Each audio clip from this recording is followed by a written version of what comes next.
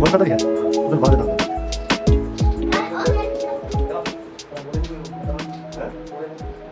हाँ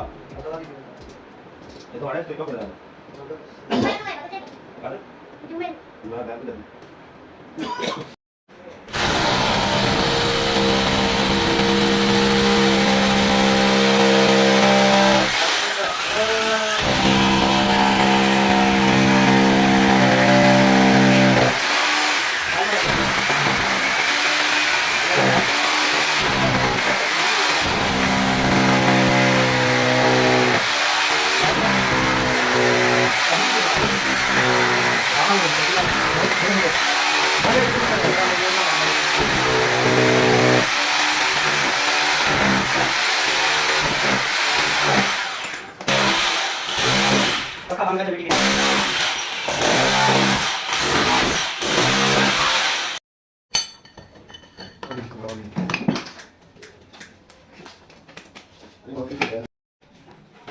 पता लगे सालों में चैनल बैन किया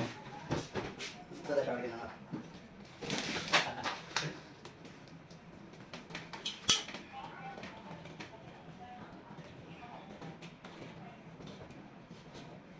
पिछले सीजन जो ना यही एसी 30-40 हज़ार के ना पिछले सीजन छोड़ दो ओनली का जो हम सीन चल गया